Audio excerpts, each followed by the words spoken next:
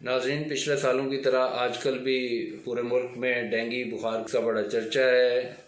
मैं ज़रूरी समझता हूँ कि आज आपको इसके मुतल्लिक जानकारी दूँ कि आखिर डेंगू का मर्ज़ का सबब क्या है।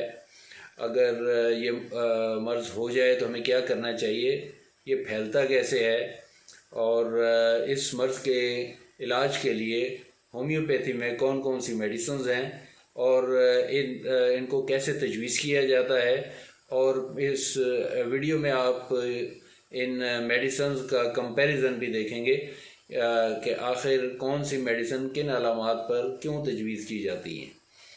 और इसके साथ साथ मैं इस वीडियो के शुरू में आपसे रिक्वेस्ट करूँगा कि मेरे चैनल को अगर आपने सब्सक्राइब नहीं किया तो मेहरबानी फरमा के उसको सब्सक्राइब कर दें, और इसके साथ साथ इस बेल के बटन जो है उसको भी प्रेस कर दें ताकि आइंदा भी मेरे आने वाली वीडियोस जो हैं वो आप तक पहुंचती रहें। और अगर आप इस वीडियो को लाइक कर देंगे तो ये मेरे लिए हौसला अफजाई का बायस होगा। डेंगू इंसानों में एडिस एजिप्टी नामी एक मच्छर की मादा के काटने से फैलता है। ये मच्छर आम मच्छरों के मुकाबले में साइज़ में कुछ बड़ा होता है और इस स्याही माइल इसका कलर होता है जिसके ऊपर सफ़ेद रंग के धब्बे होते हैं। इसके अंडे और लार्वा जो हैं वो साकत और साफ़ पानी में नशोनुमा पाते हैं। तो मादा मच्छर जो है वो नर के मिलाप के बाद अंडों के लिए उसे ज़्यादा प्रोटीन की ज़रूरत होती है जिसके लिए वो इंसानी खून चूसती है। और अगर वो किसी ऐसे इंसान को काट ले जिसके अंदर डेंगू का वायरस जो है वो मौजूद है तो वो फिर उसके मैदे में चला जाता है वायरस, और जब वो किसी और इंसान को काटती है जो सेहतमंद इंसान को, वो वायरस जो है वो सेहतमंद इंसान में मुंतकिल हो जाता है और इन्फेक्शन का बायस बनता है और वो डेंगू का शिकार हो जाता है और उसमें डेंगू की अलामात ज़ाहिर हो जाती हैं। अगर किसी मरीज़ को बुखार हो और डॉक्टर को शक हो कि इसे डेंगू है तो वो उसके तस्दीक के लिए NS1 का टेस्ट जो है करवाता है। और इसके अलावा एक और टेस्ट है वो PCR का टेस्ट है, लेकिन NS1 जो टेस्ट है वो इसकी तस्दीक के लिए शुरू में करवाया जाता है। इब्तदाई अलामात में तेज़ बुखार होता है और इसके अलावा जिस्म में दर्दें ख़ुसूसन टांगों में और कमर में जो है बड़ा शदीद दर्द होता है। सर दर्द भी बहुत शदीद होता है और ख़ास तौर पे आँखों के पिछले हिस्से में जो है वो ये दर्द ज़्यादा महसूस होता है। और जिल्द पर सुर्ख निशान जो हैं वो भी बन जाते हैं जो रैश की शक्ल में जो है नज़र आते हैं। जब वायरस की इन्फेक्शन जो है वो बढ़ती है तो खून की नालियों में सुराख हो जाते हैं और जिसमें से पानी और प्लेटलेट्स जो हैं वो बाहर आना शुरू हो जाते हैं। और अगर ये बीमारी शिद्दत इख्तियार कर ले तो एसाइटिस और हाइड्रोथोरक्स का अर्जा जो है वो हो जाता है, यानी पेट और सीने में पानी पड़ जाता है। तो खून की नालियों और प्लेटलेट्स के रसाव की वजह से एक तरफ तो जिस्म में पानी की कमी होना शुरू हो जाती है, तो दूसरी तरफ टेस्ट करवाने से प्लेटलेट्स जो हैं वो जो है उनकी कमी जो है वो ज़ाहिर हो जाती है। लेकिन पानी की कमी जो है वो प्लेटलेट्स की कमी से भी ज़्यादा ख़तरनाक है, क्योंकि पानी की कमी की वजह से छोटे छोटे अल्सर जिस्म के ऊपर जो है वो बनने शुरू हो जाते हैं। और अगर प्लेटलेट्स जो है खून में कम हो और इन अल्सर्स में से खून रिसना शुरू हो जाए तो प्लेटलेट्स की कमी की वजह से वो उसका रिसाव जो है खून का वो इन अल्सर्स में से नहीं रुक पाता, जो कि ख़तरनाक हेमोरेजिक जैसे डेंगू जो है वो फीवर जो है उसकी सूरत इख्तियार कर लेता है, जो कि इंतहाई ख़तरनाक भी साबित हो सकता है।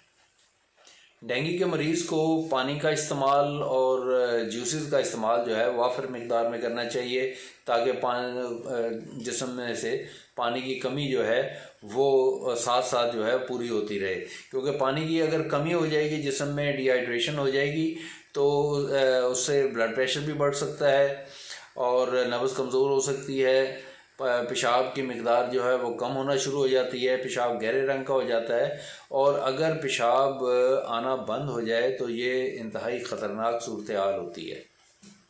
मरीज़ को मतली और कै की शिकायत हो सकती है, जिस्म पर सुर्ख निशान पड़ सकते हैं, नाक और मसूड़ों से खून आ सकता है।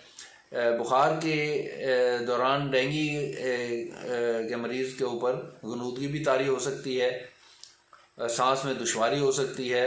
बच्चों में नज़ला, ज़ुकाम, बुखार, कै और डायरिया वगैरह जो है वो ज़्यादा ज़ाहिर होते हैं। और डेंगू जो है ख़ास तौर पर पुरानी बीमारियों के जो मरीज़ हैं उनके लिए, और जो डायबिटिक पेशेंट हैं उनके लिए जानलेवा भी साबित हो सकता है, इसलिए इसका बरवक्त इलाज जो है वो बहुत ज़रूरी है। अब मैं बात करूंगा होम्योपैथिक तरीका इलाज की, इसमें कौन कौन सी मेडिसिन हैं जो डेंगू बुखार के लिए इस्तेमाल की जाती हैं और उनको कैसे इस्तेमाल किया जाता है, किन अलामात पर वो तजवीज़ होती हैं, और इनके दरमियान जो है वो मैं कंपैरिजन भी करूँगा कि किस मेडिसिन के मुकाबले पे दूसरी मेडिसिन क्यों मुख्तलिफ है। नाज़रीन, डेंगू बुखार का एक और नाम भी है जिसे ब्रेक बोन फीवर भी कहा जाता है, और ये क्योंकि ऐसा बुखार है जिसमें ऐसा महसूस होता है कि जैसे हड्डियां टूट रही हैं। तो अगर पूरे मटीरिया मेडिका जो होम्योपैथी का है उसमें अगर हम किसी मेडिसिन को तलाश करें तो सब टॉप पे इस अलामत की मेडिसिन जो है वो यूपेटोरियम पर्फ है, जो है इसका की सिम्टम ये है कि बुखार के साथ हड्डियों में शदीद दर्द, इसके साथ साथ उसको मरीज़ को जो है वो सर्दी भी लगती है, साथ बेचैनी होती है। सर्दी जो है वो सुबह 7 बजे से लेके और 9 बजे तक होती है, जिसमें यानी कभी की चिल्स जो है वो महसूस हो रही होती है, और उसके साथ जो है वो मतली भी होती है और सर दर्द भी होता है। इसके साथ साथ उसको गनूदगी भी होती है, और जो इसकी कै है वो आम तौर पर कड़वी यानी सुफरा भी होती है। तो मसल्स में दर्द और बेचैनी और सर्दी, ये 3 अलामात जो हैं वो सारी हड्डियों के टूटने के साथ साथ पाई जाती हैं, और ये 3 अलामात जो हैं मसल्स का दुखना, सर्दी और बेचैनी, ये रस्टाक्स में भी पाई जाती है। रस्टाक्स जो उसका मरीज़ जो है दर्दों की वजह से बेचैन होता है और उस बेचैनी को दूर करने के लिए मुसलसल हरकत में रहता है। जब तक वो हरकत में रहता है उसको दर्दें कम महसूस होती हैं। इसके मुकाबले में जो यूपेटोरियम पर्फ का पेशेंट है, बेचैनी उसमें भी होती है, मसल्स उसके भी दुख रहे होते हैं और सर्दी उसे भी लग रही होती है, लेकिन उसकी दर्दें जो हैं हरकत से और चलने फिरने से वो उसकी दर्दें बढ़ जाती हैं। और ये दोनों मेडिसिन में यही फ़र्क है, दर्दें चलने फिरने से बढ़ती हैं ये यूपेटोरियम की। इसके मुकाबले पे अगर कोई मेडिसिन है तो वो है ब्रायूनिया। ब्रायूनिया में जो है दर्दें होती हैं सारे जिस्म में, और उसका पेशेंट जो है वो हरकत नहीं कर सकता क्योंकि उसकी हरकत से उसकी दर्दें बढ़ जाती हैं। यूपेटोरियम पर्फ और ब्रायूनिया में एक फ़र्क और भी है। ब्रायूनिया का पेशेंट जो है वो बिल्कुल खामोशी से और सुस्त होकर लेटा रहता है, क्योंकि ज़रा सी भी हरकत जो है वो उसको उसकी दर्दों को बढ़ा देती है, इसलिए उसमें सुस्ती पाई जाती है। जबकि यूपेटोरियम पर्फ जो है उसमें बेचैनी पाई जाती है, और ये दोनों में एक और वाज़ेह फ़र्क है। इन दोनों अद्वियात में एक फ़र्क और भी है, वो ये है कि यूपेटोरियम पर्फ का जो पेशेंट है वो जिस साइड पे लेटता है उस साइड पे उसको उसकी दर्दें जो हैं वो बढ़ जाती हैं। तो जबकि ब्रायूनिया की दर्दें जो हैं वो दर्दों वाली साइड पे लेटने से उसको आराम महसूस होता है। ये एक यानी ये दो फ़र्क जो हैं वो वाज़े हैं। अगर सुस्ती की बात हो रही है तो उसकी अब हमारे जहन में एक और मेडिसिन आती है, वो है एकिनेशिया। एकिनेशिया में सुस्ती से बढ़कर गनूदगी होती है, और ब्रायूनिया की तरह आराम से लेटे रहने से उसे अफाका महसूस होता है। एक्नेशिया के पेशेंट में हल्का बुखार होता है, सर दर्द, आंखों में दर्द, चेहरा जो है उसका तमतमाता यानी फ्लश्ड फेस जो है वो एक्नेशिया का होता है। मरीज़ को मसल्स में दर्द, थकावट और कमज़ोरी महसूस होती है।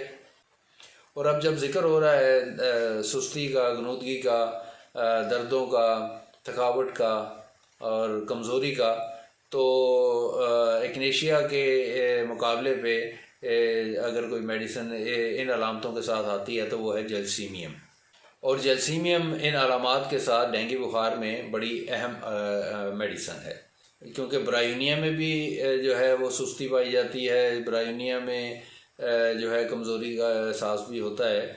लेकिन इसमें दोनों के ब्रायोनिया और जैल्सीमियम में एक वाज़ह फ़र्क है कि ब्रायोनिया का पेशेंट जो है वो उसमें प्यास जो है वो ज़्यादा होती है, वो घंटे 2 घंटे के बाद गिलास भर के जो है वो पानी का पीता है, जबकि जैल्सीमियम में बिल्कुल प्यास नहीं होती।